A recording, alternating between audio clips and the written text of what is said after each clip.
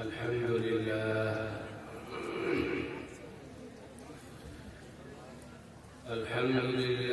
نحمده ونستعينه ونستغفره ونؤمن به ونتوكل عليه ونعوذ بالله من شرور أنفسنا ومن سيئات أعمالنا من يهده الله فلا مضل له ومن يضلل فلا هادي له ونشهد أن لا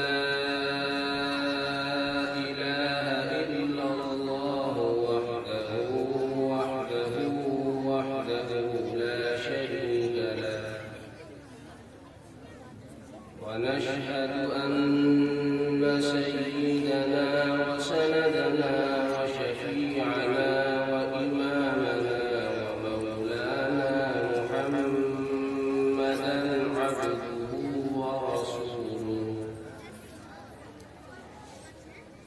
صلى الله عليه وعلى آله وأصحابه وأزواجه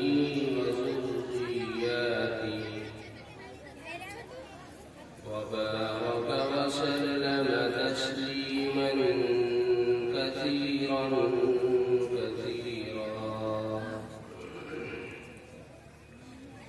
أما بعد فأعوذ بالله من الشيطان الرجيم بسم الله الرحمن الرحيم إنما الله وملائكته يصلون على النبي يا أيها الذين آمنوا صلوا عليه وسلموا تسليما صدق الله مولانا العلي العظيم.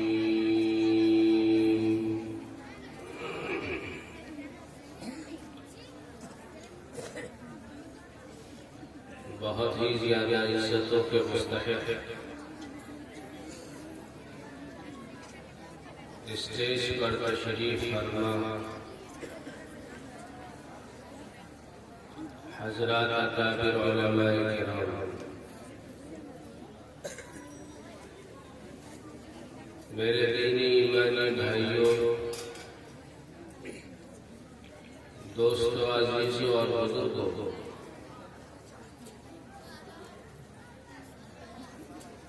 اور پردہ نشین ماں بہنیں،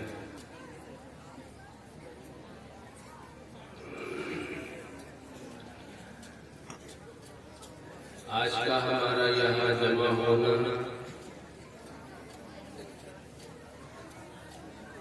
اور اکابر علماء کرام کی زبانی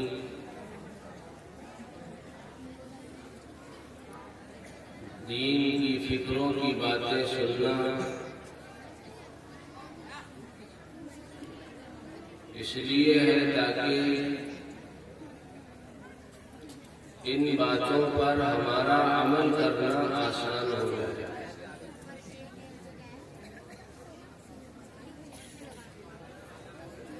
اس لیے جب تک یہ سلسلہ باقی رہے، دل جمعی کے ساتھ تشریف رکھیں۔ جو حضرات سامنے کھڑے دکھائی دے رہے ہیں ان سے انتہائی ادب کے ساتھ درخواست ہے، اگر وہاں تک آواز محسوس کی جا رہی ہو اندر پنڈال میں تشریف رکھیں۔ جو سامنے لوگ کھڑے ہیں وہ بھی برائے کرم تشریف رکھیں۔ جو حضرات ضروریات سے فارغ ہو گئے ہیں وہ تشریف لائیں۔ لِكُلِّ شَيْءٍ أَدَبٌ وَيُقَالُ الدِّينُ كُلُّهُ أَدَبٌ دین ادب سکھاتا ہے. ابھی آپ حضرات کافی دیر سے مجلس کے آداب کے تعلق سے باتیں سماعت فرما رہے تھے. تشریف رکھا. اللہ تعالیٰ آپ کو جزائے خیر عطا فرمائے. میرے بھائیوں، اللہ تبارک و تعالیٰ نے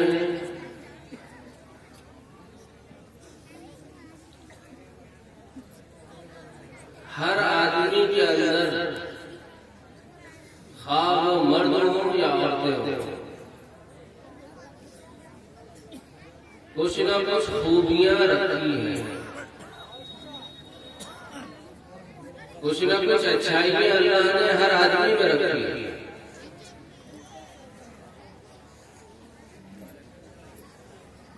ان اچھائیوں پر محنت ہو جاتی ہے،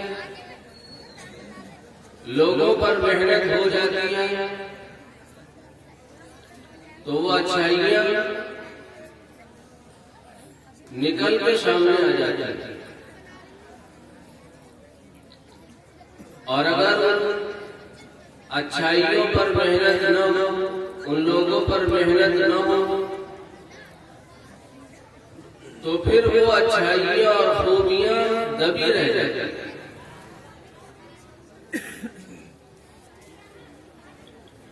اور وجہ اس کی یہ ہے کہ اللہ تبارک و تعالیٰ نے انسان کو مٹی سے پیدا کیا. بھائی بچوں باتیں نہ کرو، بچیاں باتیں نہ کرو، بچیاں باتیں نہ کرو، باتیں نہ کریں.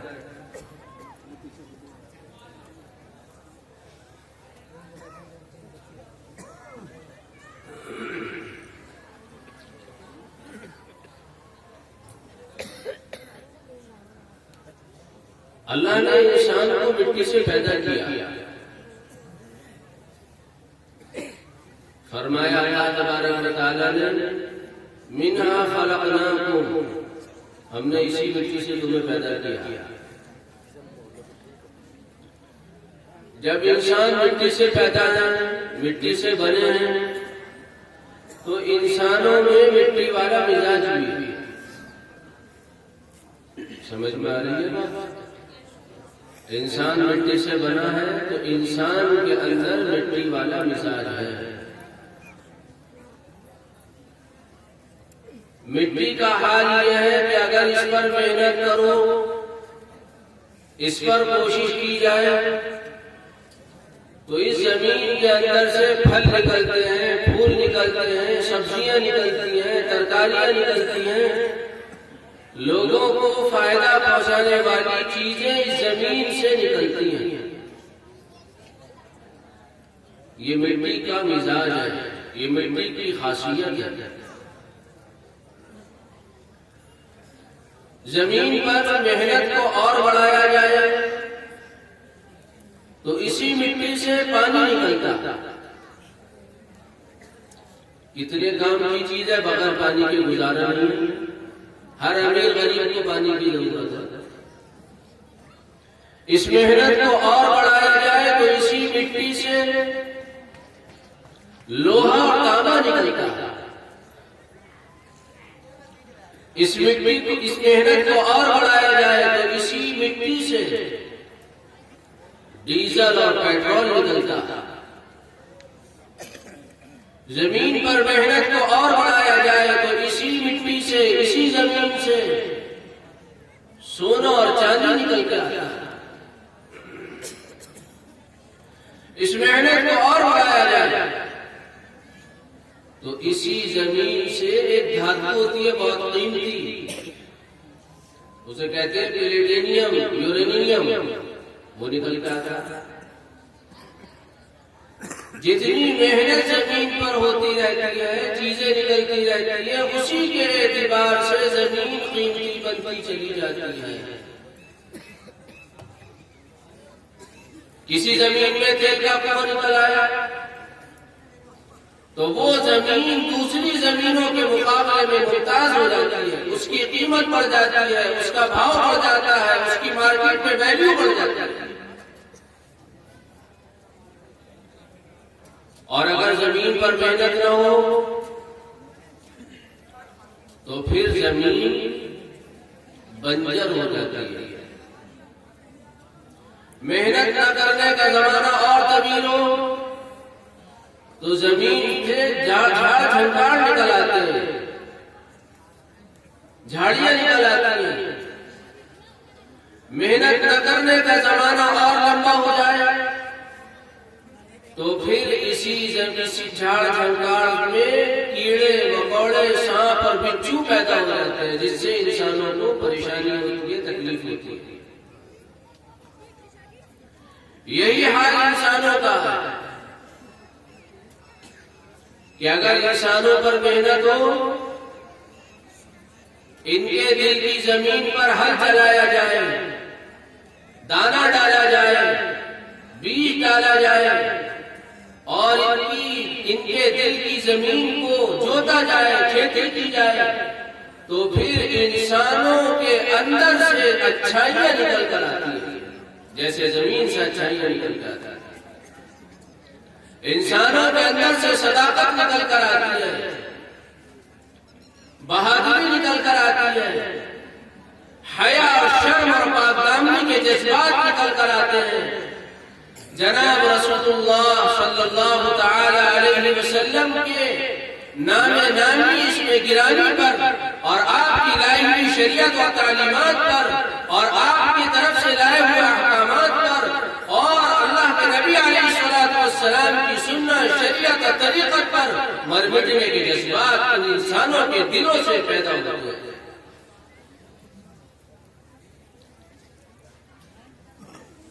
حضرات انبیاء علیہ الصلوۃ والتسلیمات نے دنیا کے اندر تشریف لا کر انسانوں کے دلوں کو فوکس کیا. آخر میں ہمارے آپ کے آقا سید السادات فخر موجودات حضرت رسول اکرم علیہ الصلوۃ والسلام تشریف لائے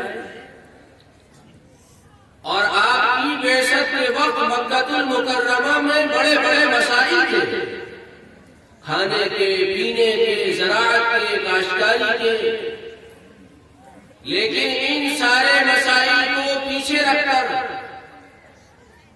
ان ساری دشواریوں کو بالائے طاق رکھنے کے بعد آپ علیہ السلام نے بھی اپنی محنت کا محور لوگوں کے قلوب کو بنایا.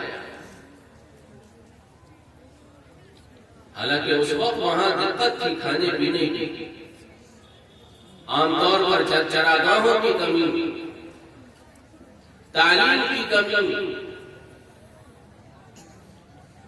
جنگ و جدل عام، لڑائی جھگڑوں کا عام شہرا، ذرا ذرا سی بات پر لڑنے مرنے کو تیار، 100 سال جنگیں چل رہی ہیں، ان کا طاقتور مظلوم کو دبایا جا رہا ہے، عورتوں کی کوئی ویلیو نہیں، کوئی حیثیت نہیں، عجیب و غریب حالات ہیں. لیکن اللہ کے نبی علیہ السلام نے ان سارے حالات کو پیچھے کر کے انسانوں کو وہ چیز عطا کی اور انسانوں پر وہ محنت کی جس کی بنیاد پر اللہ تبارک و تعالی نے ان کے اندر سے چھپی ہوئی وہ اچھائیاں نکالی جن کی بنیاد پر ان کے دنیا کے مسائل بھی اللہ نے حل کرے، آخرت کے مسائل بھی اللہ نے حل کرے. جو پیغام کل اللہ کے نبی علیہ السلام امت کو سنا کر گئے تھے اور جو سبق اللہ کے نبی علیہ السلام امت کو پڑھا کر گئے تھے، یقین جانیے میرے بھائیوں قیامت کی صبح تک ہمیں وہ سبق یاد رکھنے کی ضرورت ہے. جس درسگاہ میں، جس کلاس میں بچہ سبق یاد کر کے نہیں آتا، استاد کی طرف سے اس کو سزا دی جاتی ہے. اگر یہ امت اپنے نبی کے پڑھائے ہوئے سبق کو بھول جائے تو پھر اس کا کوئی پرسان حال نہیں ہے، اس کے اپنے بیگانے ہو رہے ہیں. اس کے حکام ان کی مرضی کے مطابق کام کرنے کو تیار نہ ہوں گے. کبھی ان کی مذہبی آزادی پر ڈاکہ ڈالا جائے گا، کبھی دنیا کے اعتبار سے ان پر مسائل کے پہاڑ پڑ جائیں گے. صبح کچھ فتنے رونما ہوں گے، شام میں کوئی مصیبت سامنے آئے گی اور زندگی ایسے کٹتی چلی جائے گی. ان مصیبتوں سے نکلنے کا واحد راستہ اللہ کے نبی علیہ الصلوۃ والسلام کے سبق کو یاد کرنا. ان اسباب کو سننے کے لیے ہم سب یہاں جمع ہوئے ہیں. حضور پاک صلی اللہ علیہ وسلم نے ایک سبق پڑھایا ہے اور اس سبق میں ہماری کامیابی چھپی ہوئی ہے. فرمایا رسول علیہ الصلوۃ والسلام نے استحیوا من اللہ حق الحیاء. اے لوگو اللہ سے شرم کرو جیسا شرم کرنے کا حق ہے. صحابہ نے کہا قالوا انا نستحیی من اللہ یا نبی اللہ والحمد للہ. اے اللہ کے نبی ہم تو اللہ سے شرم کرتے ہیں اور اس پر اللہ کا لاکھ لاکھ شکر ہے. قال لیس ذلک. آپ نے فرمایا نہیں یہ مراد نہیں ہے. ولكن من استحيا من الله حق الحياء فليحفظ الرأس وما وعى وليحفظ البطن وما حوى وليذكر الموت والبلاء ومن أراد الآخرة ترك زينة الدنيا فمن فعل ذلك فقد استحيا من الله حق الحياء. حضور علیہ الصلوۃ والسلام نے ہر انسان کو یہ سبق دیا ہے کہ دیکھو اللہ سے شرمانے کا مطلب یہ ہے اور اس کا خلاصہ یہ ہے کہ آدمی اپنے سر کی بھی حفاظت کرے اور سر جن چیزوں پر اور جن اعضاء پر مشتمل ہے ان کی حفاظت بھی انسان کے ذمہ ہے. آدمی کی ذمہ داری ہے پیٹ کی حفاظت کرے اور پیٹ جن اعضاء پر مشتمل ہے ان کی حفاظت کرے. آدمی کی ذمہ داری ہے کہ موت اور ما بعد الموت آنے والے مراحل کی تیاری کرے، ان کی تیاری کے ساتھ زندگی گزارے. اللہ کے نبی صلی اللہ علیہ وسلم نے ارشاد فرمایا ان اعمال کی نگرانی کے ساتھ یہ کام کرتے ہوئے جو آدمی زندگی گزارے گا فقد استحیا من اللہ حق الحیاء. یہ سمجھا جائے گا اس نے اللہ سے شرم کی. ایک شرم ایک حیا انسانوں کی انسانوں سے ہوتی ہے. کوئی آدمی کسی کے سامنے صدر نہیں بولتا، فحش کلامی سے لوگ ایک دوسرے سے باز رہتے ہیں. یہ بھی ایک قسم کی حیا ہے.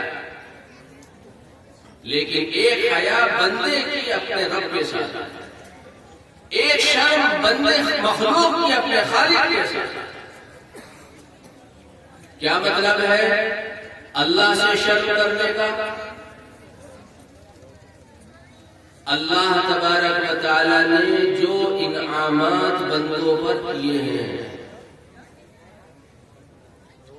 ان انعامات کو یاد کرنا اور ہماری طرف سے ان انعامات کے شکریہ پر جو کوتاہیاں ہوئی ہیں ہو رہی ہیں ان کوتاہیوں کو سامنے رکھنا. اللہ کے انعامات یاد کر کے اپنی طرف سے کی جانے والی کوتاہیوں کو یاد رکھنا اور اس موقع پر جو جذبات پیدا ہو اس کا نام شرم ہے، اس کا نام حیا ہے. ایک بزرگ نے فرمایا لکھا ہے کہ مطلب یہ ہے اللہ سے شرمانے کا، اللہ سے حیا کرنے کا کہ آدمی ان اعمال سے باز آ جائے جن اعمال کو اللہ نے ناپسند قرار دیا.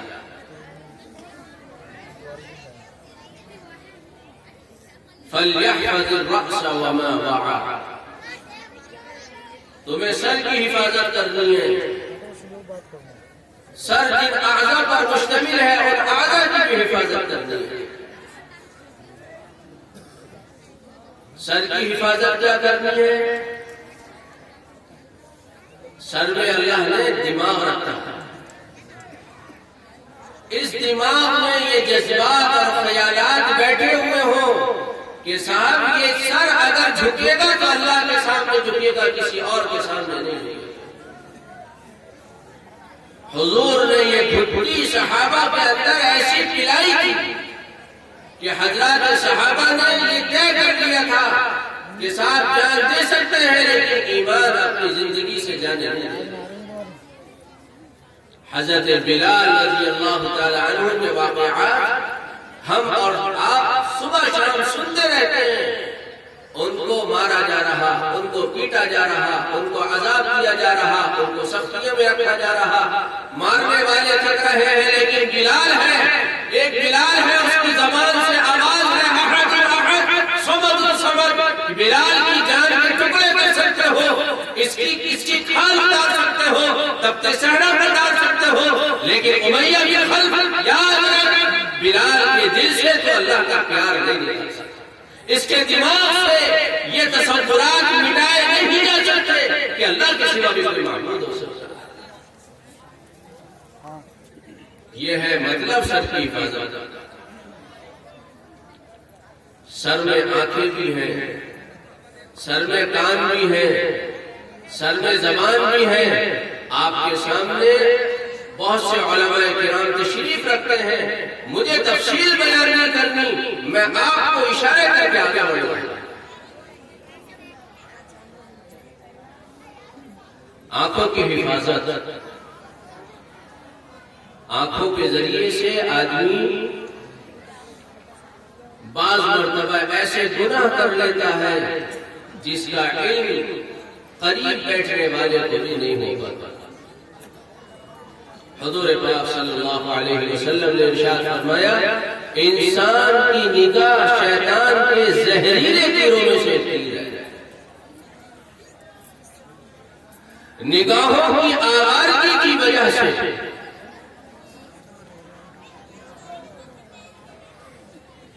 اس انداز کی مصیبتوں میں آدمی گرفتار ہو جاتا ہے جس کی طرف عام طور پر لوگوں کی توجہ بھی نہیں جاتی. ایک معتبر عالم دین نے لکھا مصر کی جامع مسجد کا مؤذن اذان دینے کے لیے جامع مسجد کے مینارے پر چڑھ رہا ہے. چڑھتے ہوئے مسجد کے برابر والے مکان میں ایک دوشیزہ خاتون پر نظر پڑی. مؤذن صاحب کے دل میں خیال آیا نئے پڑوسی ہیں، اذان کے بعد ملاقات کروں گا. ایک نظر ہے اور غلط کسی غیر محرم پر پڑی ہے. مؤذن ہے مصر کی جامع مسجد کا، دل میں خیال آیا اذان کے بعد ملاقات کروں گا. مؤذن صاحب نے اذان دی، اذان سے فارغ ہو کر نیچے اترے، پڑوس کے مکان میں گئے، کنڈی بجائی، گھر میں سے آدمی نکل کر آیا، دعا سلام ہوئی. پتہ چلا یہ گھرانہ نصرانی ہے. دوران گفتگو مؤذن صاحب نے یہ بات کہی کہ ہم آپ کی بچی سے نکاح کرنا چاہتے ہیں، شادی کرنا چاہتے ہیں. اس آدمی نے کہا تمہارا پیغام قبول ہے لیکن تمہیں مذہب بدلنا پڑے گا. مصر کی جامع مسجد کا مؤذن ہے جس کے بارے میں اللہ کے نبی علیہ السلام شہادت کر گئے ہیں کل قیامت کے دن مؤذنین کی گردنیں لمبی ہوئی. اتنے بڑے مقام کا آدمی ہے لیکن جب نگاہیں ہمارا ہوتی ہے خدا کہاں پہنچ جاتا ہے. اللہ ہم سب کی حفاظت. آدمی کہاں پہنچ جاتا ہے، اللہ ہماری حفاظت کرتا ہے. مؤذن صاحب سے کہا کہ ٹھیک ہے آپ آئے، آپ کا استقبال ہے، آپ کا پیغام قبول ہے، لیکن آپ مسلمان ہیں، ہم عیسائی ہیں. اگر آپ ہماری بچی سے نکاح کرنا چاہتے ہیں، شادی کرنا چاہتے ہیں، آپ اپنا مذہب بدل دیجیے.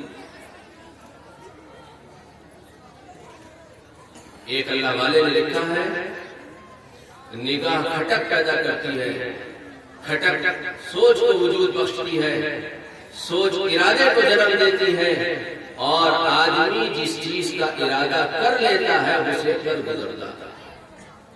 امام غزالی رحمۃ اللہ علیہ نے بات کی، نگاہ کھٹک پیدا کرتی ہے، کسی چیز کو آدمی دیکھا ہے کھٹک پیدا ہوتا ہے، وہ کھٹک سوچ کو وجود بخشتا ہے، آدمی سوچتا ہے اس چیز کے بارے میں، سوچ شہوت کو ابھارتی ہے اور شہوت ارادے کو جنم دیتی ہے اور آدمی جس چیز کا ارادہ کر لیتا ہے اسے کر دیتا ہے۔ مؤذن صاحب نے کہا ٹھیک ہے، ہم تمہاری بات ماننے کو تیار ہیں اور ہم اپنا مذہب بدلنے کو تیار ہیں، اب بتاؤ ہمیں کیا کرنا ہے۔ آدمی نے یہ کہا ٹھیک ہے، آؤ چلو چھت پر چلتے ہیں، چھت پر بیٹھ کر کوئی تفصیل سے بات کریں گے۔ چھت پر چلے، سیڑھیاں چڑھ رہے ہیں، آگے آگے وہ آدمی، پیچھے پیچھے مؤذن صاحب، آگے آگے آدمی، پیچھے پیچھے مؤذن صاحب، سیڑھی چڑھتے چڑھتے چڑھتے چڑھتے جب اوپر پہنچے، اوپر مؤذن صاحب کا پیر پھسلا اور لڑکتے ہوئے نیچے گرے، گردن کے بل گردن ٹوٹی اور دنیا سے انتقال کر گئے۔ اس لیے اللہ کے نبی علیہ الصلوۃ والسلام نے ارشاد فرمایا فَلْيَحْفَظِ الرَّأْسَ وَمَا وَعَى، سر کی بھی حفاظت تمہیں کرنی ہے، نگاہوں کی بھی حفاظت تمہیں کرنی ہے، ان نگاہوں کو معمولی نہ سمجھو۔ حضرت مولانا شیخ محمد زکریا صاحب نور اللہ مرقدہ وبرد اللہ مضجعہ نے عجیب بات کی ہے، ایک آدمی کے دنیا سے جانے کا وقت قریب ہے، اب چلا تب چلا، جہاں غنی کا عالم ہے، لوگ اس کے پاس بیٹھ کر کلمہ شہادت تلقین کر رہے ہیں، اس کے سامنے بیٹھ کر کلمہ طیبہ پڑھا جا رہا ہے اور یہ آدمی ہے کہ اس کی زبان سے کلمہ ادا نہیں ہو رہا۔ لوگوں نے پوچھا کیا بات ہے، تمہاری زبان سے کلمہ ادا کیوں نہیں ہو رہا؟ اس نے کہا میں تولیہ بیچا کرتا تھا، کپڑے بیچا کرتا تھا، ایک غیر محرم عورت میرے پاس تولیہ خریدنے آئی تھی، وہ عورت مجھے اچھی لگی، میں غلط نگاہوں سے اسے دیکھتا رہا، آج اس کی نحوست کی وجہ سے میری زبان کلمہ شہادت ادا کرنے کو تیار ہے۔ یہ سبق ہے میرے بھائی اللہ کے نبی علیہ الصلوۃ والسلام کا، جسے ہر زمانے میں یاد رکھنے کی ضرورت ہے۔ فَلْيَحْفَظِ الرَّأْسَ وَمَا وَعَى، تمہیں سر کی بھی حفاظت کرنی ہے، تمہیں آنکھوں کی بھی حفاظت کرنی ہے، تمہیں کانوں کی بھی حفاظت کرنی ہے، تمہیں زبان کی بھی حفاظت کرنی ہے۔ حدیث پاک کے اندر فرمایا حضور پاک علیہ الصلوۃ والسلام نے جب صبح ہوتی ہے تو جسم کے سارے اعضاء زبان کے سامنے آ کر گویا ہاتھ جوڑ کھڑے ہو جاتے ہیں، ریکویسٹ کرتے ہیں، اس سے بنتی کرتے ہیں، درخواست کرتے ہیں، کہتے ہیں کہ دیکھ بھائی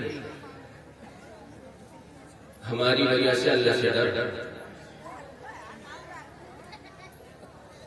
تو اگر صحیح ہے تو ہم صحیح ہیں، تو اگر بگڑ گئی تو ہماری بھی خیر ہے۔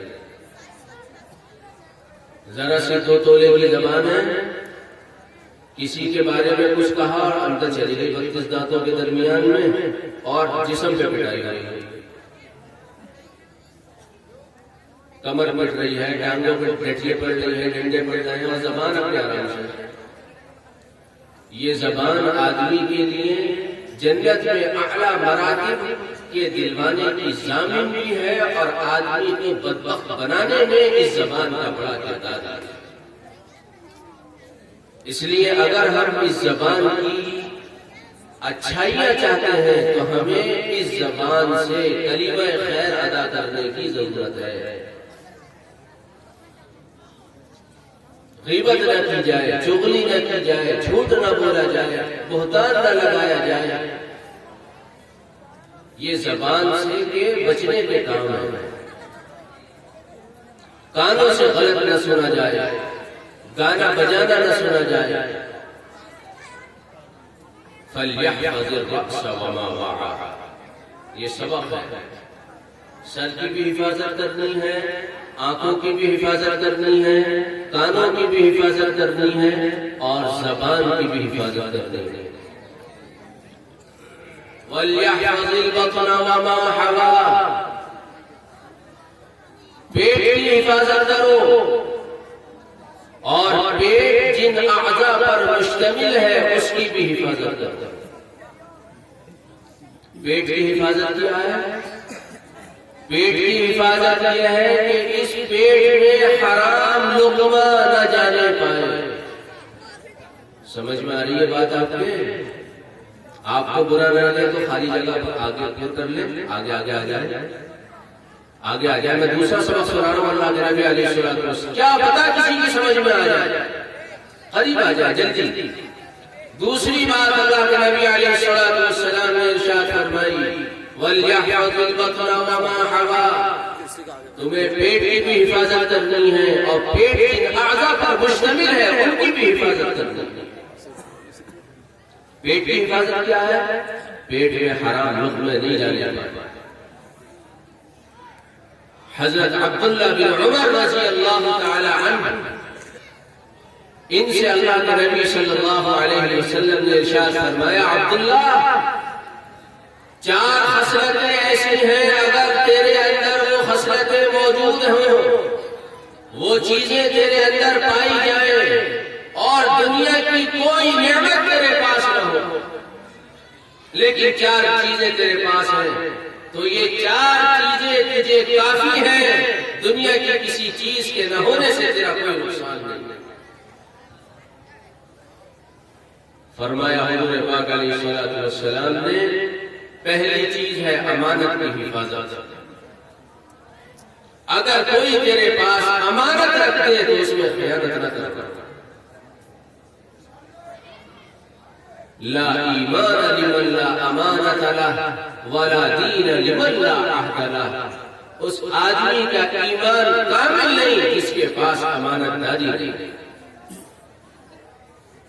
دوسری بات فرمائی اللہ کے نبی علیہ الصلوۃ والسلام نے، عبداللہ ان 4 خصلتوں میں سے دوسری خصلت، دوسری بات، دوسری عادت، دوسری خوبی، اچھے اخلاق، حسن خلق، تیرے اخلاق شاندار ہو۔ شاندار اخلاق کس کے ہیں؟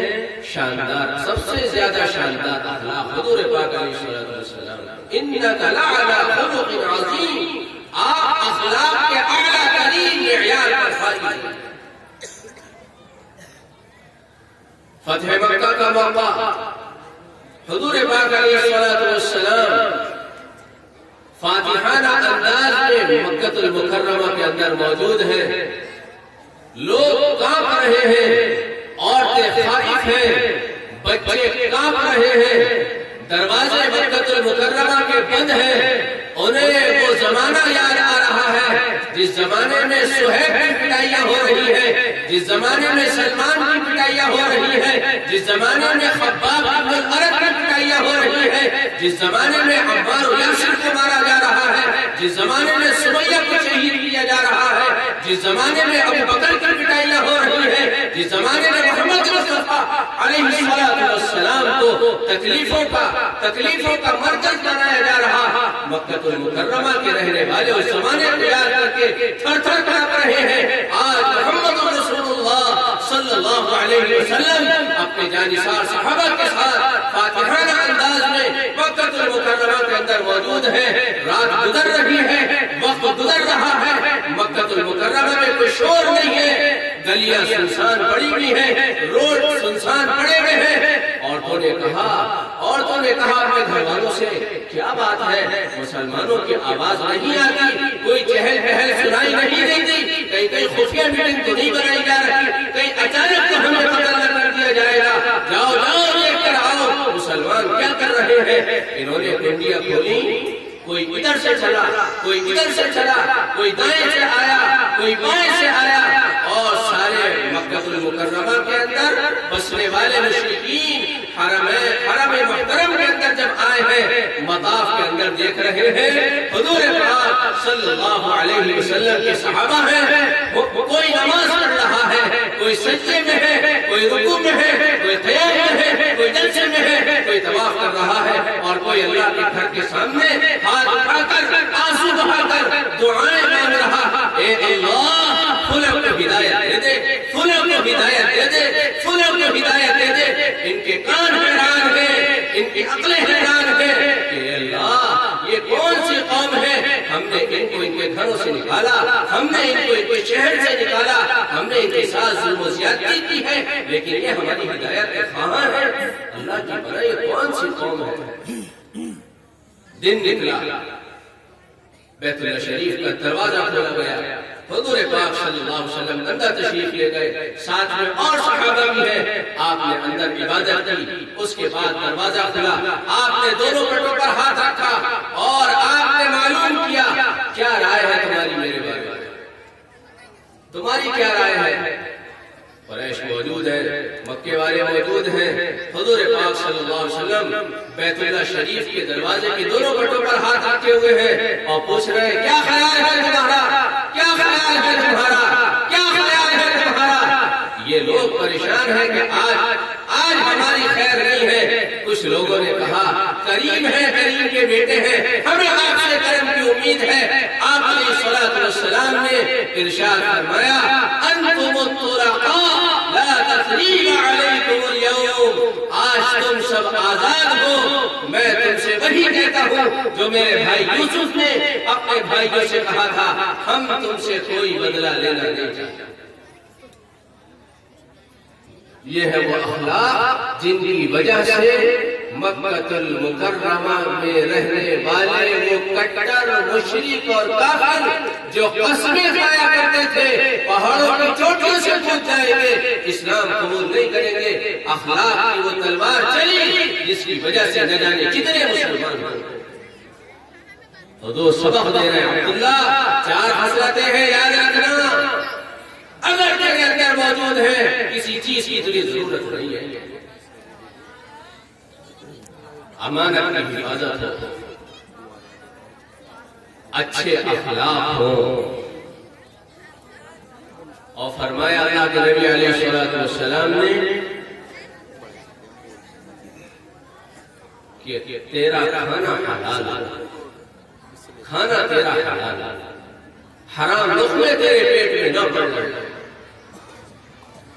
صحابہ حضرت سعد بن ابی وقاص رضی اللہ عنہ یا رسول اللہ، یا رسول اللہ دعا فرما دے، دعا فرما دے، اللہ تعالیٰ سعد کو مستجاب الدعوات بنا دے، یعنی سعد جو دعا کرے اللہ تبارک و تعالیٰ اس دعا کو قبول کر لے۔ دعا فرما، حضور فرما رہے ہیں سعد اپنا کھانا حلال کر لے، اللہ تجھے مستجاب الدعوات بنا دے گا۔ اپنا کھانا حلال بنا لے، اللہ تجھے مستجاب الدعوات بنا دے گا۔ پھر فرمایا انہوں نے سعد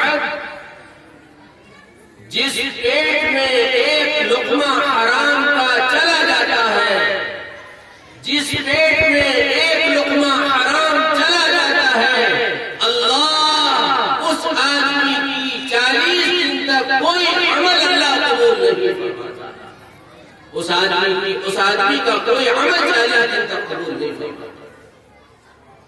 فرمایا حضور نے اسی حدیث پاک کے اندر کہ سعد جو بدن کا حصہ حرام مال سے بڑھ جائے، پل جائے، بن جائے، آپ جہنم کی آگ اس جسم کے زیادہ مناسب ہے۔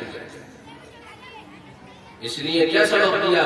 وَلْيَحْفَظِ الْبَطْنَ وَمَا حَوَىٰ، تمہیں پیٹ کی بھی حفاظت کرنی ہے اور تمہیں ان اعضاء کی بھی حفاظت کرنی ہے جن پر پیٹ مشتمل ہے، شرمگاہ کی بھی حفاظت کرنی ہے۔ آخر میں فرمایا وَلْيَذْكُرِ الْمَوْتَ وَالْبِلَا، موت کو بھی یاد رکھو، موت کے بعد جو حالات آنے والے ہیں انہیں بھی یاد رکھو۔ فرمایا اللہ کے نبی علیہ الصلوۃ والسلام نے اذکروا ذکر حاتم اللذات الموت، لذتوں کو توڑنے والی چیز موت کو کثرت سے یاد کرتے رہا تھا۔ یہ دنیا ہمیشہ کی نہیں ہے، یہاں تو جو آیا ہے جانے کے لیے آیا ہے۔ ایک وقت آئے گا ہمیں اور آپ کو زمین کے نیچے جانا ہے اور اپنی پوری زندگی کا حساب دینا ہے. اسی فکر کو پیدا کرنے کے لیے ہم سب یہاں جمع ہوئے ہیں. جو زندگی غفلت میں گزر گئی لیکن یہاں آنے کے بعد میں بھی طے کروں, آپ بھی نیت کر کے جائیں, انشاءاللہ آئندہ کی زندگی رسول پاک علیہ الصلوۃ والسلام کی سنت کے مطابق اور اللہ وحدہ لا شریک لہ کے احکامات کے مطابق. کتنے ہی دین کے عمل کر لیا جائے کوئی نہیں کہہ سکتا صاحب میں نے دین کا حق ادا کر دیا. ایک مرتبہ حضور نے ارشاد فرمایا صحابہ کے سامنے, ما من احد يموت الا على دينه. قالوا وما ندامته يا رسول الله؟ قال ان كان محسنا ندم الا يكون ازدادا وان كان مسيئا ندم الا يكون نزعا. حضور ارشاد فرما رہے ہیں کہ کل قیامت میں ہر آدمی کو افسوس ہوگا, ہر آدمی افسوس میں ہوگا. تو صحابہ نے عرض کیا کہ یا رسول اللہ افسوس کس چیز کا؟ ایک آدمی بری زندگی گزارنے گیا, اسے اگر افسوس ہو رہا ہے تو بات سمجھ میں آنے والی ہے. لیکن ایک آدمی نے سنت شریعت کے مطابق زندگی گزاری, اسے بھی افسوس ہے. ہاں حضور نے فرمایا کہ ہاں بھائی افسوس تو سبھی کو, لیکن افسوس میں فرق ہے. ایک آدمی وہ ہے جس نے بہت دین کے کام کیے, اعمال خیر میں اپنے اوقات کو لگایا, اللہ کے احکامات کے مطابق زندگی گزاری, سر کی بھی حفاظت کی, آنکھوں کی بھی حفاظت کی, زبان کی بھی حفاظت کی, کانوں کی بھی حفاظت کی, دیگر اعضائے بدن کی بھی حفاظت کے ساتھ زندگی گزاری. محتاط طور پر وہ زندہ رہا, احتیاط والی زندگی گزار رہا. حضور نے فرمایا اگر نیک ہے اسے اس بات کا افسوس ہوگا کہ اس نے اعمال خیر اور زیادہ کیوں نہ کر لی. کسی نے اگر 100 مرتبہ سبحان اللہ پڑھا ہے اسے افسوس ہوگا 101 مرتبہ کیوں نہ پڑھی. آج موقع ہے دین کے کام میں آگے بڑھنے کا. دنیا سے جانے کے بعد کوئی کسی کو نہیں پوچھتا, دنیا سے جانے کے بعد کوئی کسی کو یاد نہیں کرتا. تو حضور نے فرمایا کہ بھئی اگر نیک آدمی ہے اسے افسوس ہی ہوگا کہ اور اسے اعمال خیر کرنے چاہیے, اور اگر برا آدمی تھا, خواہشات نفسانی کا غلام تھا, عاجز تھا اور اپنی منمانی والی زندگی گزار کر گیا تھا, اسے افسوس یہ ہوگا کہ اس نے اتنے بہت سارے گناہ کیوں کر لیے, اسے تو بہت پہلے گناہوں سے اٹھ جانا چاہیے. اس لیے میرے بھائیوں, دوستوں, عزیزوں اور بزرگوں, میری ماں بہنیں, ہم سب طے کریں انشاءاللہ حضور پاک علیہ الصلوۃ والسلام کی ان ہدایات پر ہم عمل کریں گے اور ایک صالح معاشرے کی تشکیل کریں. اچھا ہم چاہتے تو ہیں عمل کرنا, لیکن ہماری نظر دوسروں پر ہوتی ہے کہ صاحب فلاں آدمی ایسا کرے ہم تو بعد میں کرتے ہیں. نہیں, یہی بڑی خرابی کی بات ہے. سب سے پہلے میں ان ہدایات پر عمل کروں اور ان ہدایات پر عمل کرتے ہوئے ان اعمال کی لوگوں کو رغبت دلاؤں. وَمَنْ أَحْسَنُ قَوْلًا مِّمَّنْ دَعَا إِلَى اللَّهِ وَعَمِلَ صَالِحًا وَقَالَ إِنَّنِي مِنَ الْمُسْلِمِينَ. ان اعمال کو خود بھی اپنی زندگی کا حصہ بنانا ہے اور پورے گاؤں میں چل پھر کر, پورے علاقے میں چل پھر کر, بلکہ یوں کہا جائے ہم عالمی نبی کے عالمی امتی ہیں. ہمارے نبی پاک علیہ الصلوۃ والسلام قیامت کی صبح تک آنے والے ہر انسان کے نبی ہیں.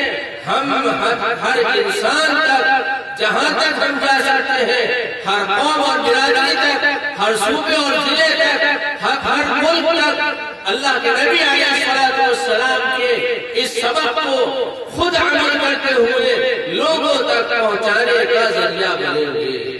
اللہ تبارک و تعالی ہم سب کے لیے خیر کے فیصلے فرمائیں، عافیت عطا فرمائیں، شریعت پر کما حقہ عمل کی توفیق عطا فرمائیں، آج تک کی کمی کوتاہیوں کو معاف فرمائیں۔ وآخر دعوانا الحمد للہ رب العالمین۔